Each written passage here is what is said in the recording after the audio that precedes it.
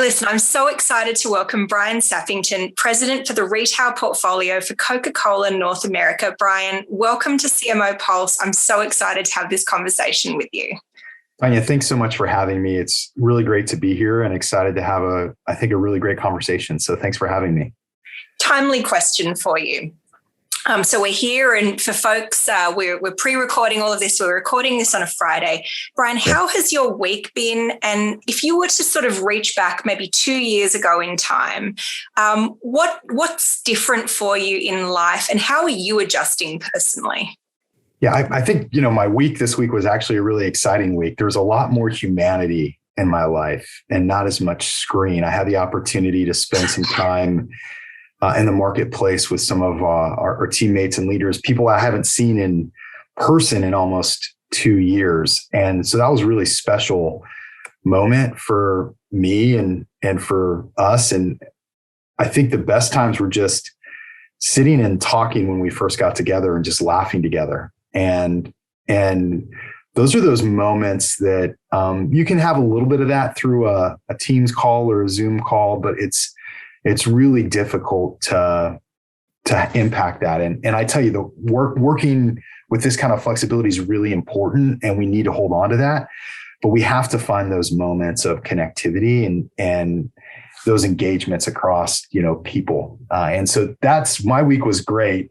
Not to mention today's my anniversary. So happy anniversary to my wife. So it's a really big deal for us, which is fantastic. But so it's a great week for me. I think the things that are different versus where things were maybe 2 years ago, pre-pandemic, a few things really come to mind for me. I think the first is around intentionality.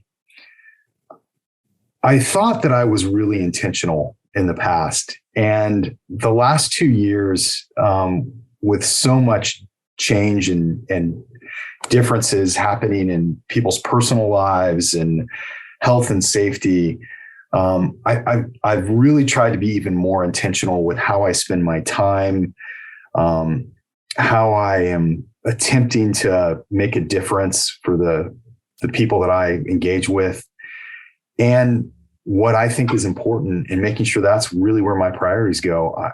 I had my family as a priority, but if I'm honest with myself, I didn't prioritize them that way, always in the way that I could have, to have them be the priority I am. And now, because of things and flexibility that we have, it's just different. I'm able to do that in a much more intentional way. So intentionality is the first piece. I think the second piece is I have been surprised and learned more, perhaps in the last 2 years, than in some instances my entire career, which is interesting to say. But we've learned so much about supply chain and the importance of not just in time, but flexibility and the connectedness that we have across the entirety of our business if we want to be successful. If we've learned quite a bit around the resiliency of people, and we've learned a lot about how if we trust people and we believe in people and we give people the tools, they can do things. And so we've just really learned a lot over the course of the last couple of years. And so now for me, I'm trying to take the things I've learned. I'm trying to adjust my approaches. I'm trying to behave differently. I'm trying to remain really curious. And then I think the third area for me that I think is different than 2 years ago is being able to be with people. I mean, that's just, being in a setting and trying to find the opportunities where you can have real connection in these digital interactions. And it can happen. But we started, 18 months ago with let's do a happy hour with 40 people to try. And nobody over really Zoom. Yeah, over Zoom. Nobody really wants to do that. There's two people talking on the call and everybody else is uncomfortable. So we've got to have the opportunity to find times to really connect with the people that we work with. And so there's less personal interaction that's not via video, but I think I'm much better now at how I engage and connect with people through technology. And thank goodness we have this technology, because it's allowed us all to continue to be productive, drive our businesses forward in ways that we never would have in the past. So I'm going to dig in a little on what you said at the front, which is around humanity. And it is very hard to feel human when you're effectively this floating head in a box, right? Yeah. And we've all experienced it. You know, you talked about intentionality and really being deliberate about how you spend your time. How have you as a leader kept a pulse on your team and on your clients when maybe the opportunities to read body language or meta messages or others just aren't really there on Zoom? Like, can you talk a little about what you've had to hone or what you've developed to know where you need to be? Well, we can go back to some intentionality with that, because I think for me,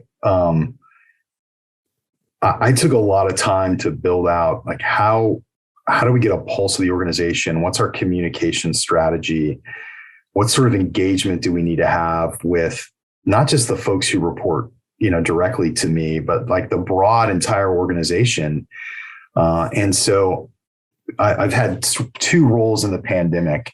One where I was the leader of the group for about a year, and one where I am brand new to the group. So two different experiences. One where people had a year to really get to know me and build trust with me, and one where I had some people in that group that I've worked with in the past, and they did have some trust, but others that I needed to build trust with. And so for me, it really started with building trust and listening and building a plan to find a way to make that happen. So there's several things that I've done and my leadership team's done. I think the first is for the people that are engaged, part of my leadership team, I have my monthly connection one-on-ones, but we also have real-time conversations happening all the time and things of that nature. I also have been really intentional in the way that I set up my leadership calls to be much more inclusive on who we incorporate. So we have some, multiple different leaders, some people who report to me, some people don't, lots of cross-functional partners all coming in so that we can create transparency and connection. I focused a lot on either executing against the vision of the role that a particular team plays within our overall company purpose of refreshing the world and making a difference, and really bringing that to life with one group. When it was a new group, in a new organization, we focused on building, an agenda and a vision around the role that we play, and engaging and interacting and letting every person have an opportunity to provide feedback through that by leveraging lots of different leaders to have conversations and bring that information forward. We've used things like Teams to leave video messages and connect. And really importantly, I have skip level sessions where we have 4 or 5 members of the team join me on a call. And we have conversations. We ask how things are going. We listen. And then you have to have those folks that are willing to provide you with the unvarnished truth, but in a way that you can really hear it. And not a little more varnish, please. Yeah. I think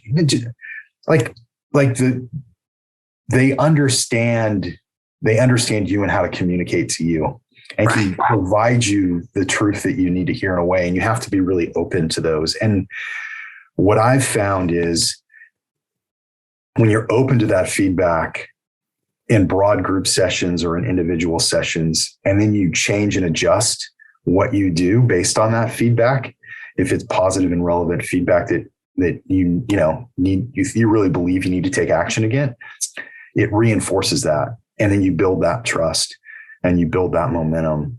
And so we have a lot of work to still do in my new organization because there's so many challenges that everybody's facing. But I feel like I do have a relatively decent pulse on how people are feeling through the really deliberate actions that I'm trying to take, and that the leadership team that I'm a part of is trying to take. Well, and it's a really interesting point that I want to accentuate. So you've spent, I believe, your entire career at the Coca-Cola Company, if I'm not mistaken. Okay. Yes. So, I mean, at some point, do you just go, gosh, guys, like, just shouldn't people just trust me? Like, I've been here. But you talk so much about having to really deliberately coalition build and just be very purposeful around that. How do you think about that as you continue to grow your own career path? And how do you know how much of your time you should be spending inside versus outside? Because I assume that a big part of your role is also, with your retailers. And I know you just recently released some exciting research around, Yes. consumer perception of retailers and what they feel around ESG. How do you get that balance right? Yeah, I think for me, it does go back to sort of organizing and planning and then being willing to adapt. So my inherent role isn't to lead a specific customer relationship, a specific retailer relationship. That's not what I've been tasked with doing. That's the role of the individual leaders that lead those relationships. So my role is to help ensure they have the resources that they need, that they have the support that they need, that they can have the questions and thinking happen, and that I can play the role that they need and want me to play to help them support that retailer, that customer group.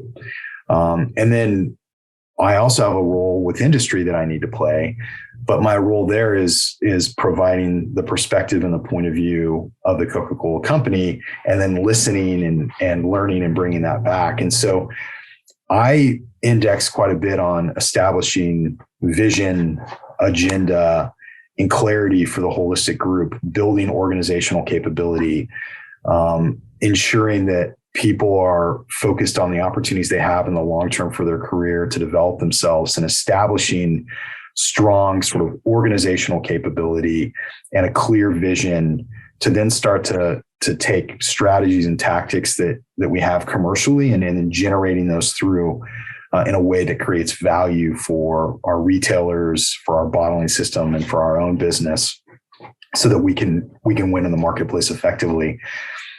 And then within that, and the effort going there, what you see happen is those teams, when you empower them, can go out and have incredible conversations and do incredible work with their retailers. That then allows me to come in and play the role that they may need me to play with them to help build down that success. And so the balance for me is there's never a magic number of like, oh, it's 50-50, 60-40. It's about the intentionality on the first arm of things to say, let's set the vision, let's set the agenda, let's define where we're going, let's make sure the culture is where it's need to be so we can have the trust to move with speed and work effectively. And then let's manage the multiple stakeholders that we have, understand their needs, influence them. And then I will play a role across those stakeholders that the team points me at. So I over-index depending on what the need is in the moment, but I build in the flexibility to let myself do that. Well, and that ties in very nicely. I know you've spoken a few times about your concept of servant leadership, and it sounds like that grassroots approach of sort of assessing the needs and really being there is influencing how you're considering that balance. No, I think it is. I think if you want to be successful, you have to have an incredible culture. And if the culture is about the wants and needs of the leader exclusively, around their desires for what they want their individual future to be, there's just not really an opportunity to have long-term success. That what I have seen and what I have read and what I have learned, and I'm open to changing my mind, but the experience that I have tells me that when you establish a purpose and a vision to strive towards something, and then as a leader, you are in service of the delivery of that vision and the supporting the people and inspiring those that are part of the teams that you have responsibility for to move towards that. When you explain the why, when you drive towards that, that's when success is achieved. And it's a far better place for people to work, to be able to learn and grow and become their best, where you have much more trust built, where psychological safety is available, and where you can not be afraid to make a mistake so that you actually learn from it. And so what servant leadership does is it makes it about the purpose and the people and not about yourself. And I'm not like perfect at that. There's, I have plenty of times where I've made things about myself, and fortunately I have an incredible wife who can help correct me and remind me. But I also have, a group of people that I really trust that provide me feedback to make sure that I'm behaving in the way that I want to behave. Because it's every day. I give trust freely. I don't make people earn my trust, because I think that you're in a much better position when you give trust freely on the front end, to move faster, to get more done, to earn trust back. But every single day, especially when you're a leadership position, the standards for maintaining trust with people are very high. And so at any moment, any day, you could do something to break that trust. And it's a lot harder to build it back. And so you have to constantly make sure that you're behaving in the way that you claim you want to behave.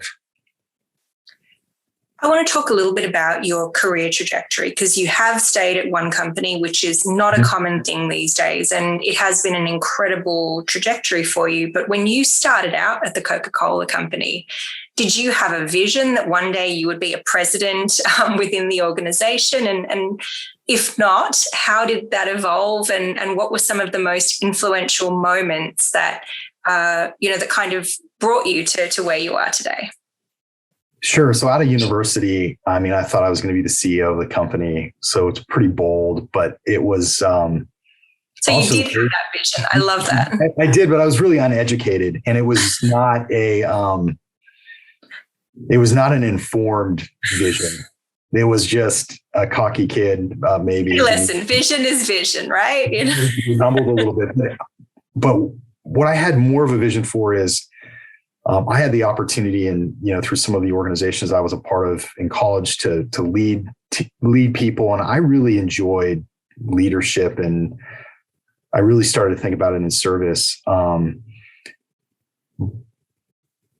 you learn so much along the way, and maybe the most important thing that ever happened to me happened my second year or third year working for the Coca-Cola Company. I was really excited. I got promoted. I lived in Southern California for almost my entire life, basically from 3 to 24 years old. I lived somewhere in Southern California. And I got this opportunity to move to Columbus, Ohio, which is really different than California. It's still a great place, great people. I had a really great experience in Columbus, but I moved there, and I was I think I was the youngest or close to the youngest person in the role, and felt really good about myself, and felt like, I'm definitely going to be the CEO, and I'm well on my way. And during that time, the company had its first reorganization, and given my tenure and the way they made some decisions, I lost my role and was told that I didn't have a position. I even had to return my company car. Granted, my girlfriend at the time, who's now my wife, also worked for the company. And she didn't lose her role. All my friends that hadn't gotten promoted, that were back in California, didn't lose their role. And so it was a super humbling experience. It's maybe the most important experience in my entire career, because I think if I look back, I think I started to have behaviors that I wouldn't want to have now. I started to think about that I had the answers, that I knew what was right, that I knew what to do, that other people didn't have the answers. And that little bit of success I had was pushing me to behave in ways that weren't going to be effective for the long term, and certainly weren't going to bring me to any sort of opportunity to be the CEO of the Coca-Cola Company. Got to be way more humble and way more curious to be able to move into a role like that. And so it shaped me dramatically because it forced me to make a lot of different choices. Could I handle that my girlfriend at the time didn't have this impact, but I did? Could I handle that and hold on to my relationship to my friends where this didn't occur? How was I going to close out the sort of remaining time that I had? And it really challenged me and really forced me to try to figure out what kind of person I was going to be. Was I really willing to lean on the tenets of my faith, those types of things? And at the end of the day, I was able to come through that. I actually, before I was 100% severed from the company and got my severance check and everything, there was a role that opened. And because of the way I had behaved and how I had closed some things out with some customers, they're like, we want you to come in and interview for this job. And I was able to kind of move in with the company. And fortunately, when we have reorganizations, we do things really differently now. But at that time, that was not, always how things were worked out. And so I stayed with the company. But that moment changed me. And it changed me for the better. And it made me, that experience shaped me in ways that are still providing benefits for me today. But I can tell you, going through it, it didn't feel that way. But I'm very grateful for that experience, 19 years later, which is, I think, a big shaping of my career. It certainly sounds like it. And prepared you for, I think, a fundamental shift in the world that's been happening for the last couple of years. When you think about, where you were both as a leader and defining vision and thinking about ways of working pre-pandemic, and I know we're not post-pandemic by any measure, but we're certainly getting senses of that. Can you talk a little bit about how your approach to digital has shifted? We talk a lot also about social media and social channels, but specifically around digital. And I know you've held some very big digital roles as well. What has that been like, and what has changed for you, whether it's in what you now believe is possible or how much of a priority sort of digital is across your role? Sure. I would say, pre-pandemic, I actually had moved into our chief digital integration officer position. It's one of the first, if not the first, digital commerce sort of leadership role across all of our different businesses. We had them separated at various points in time, but this one brought everything together in North America.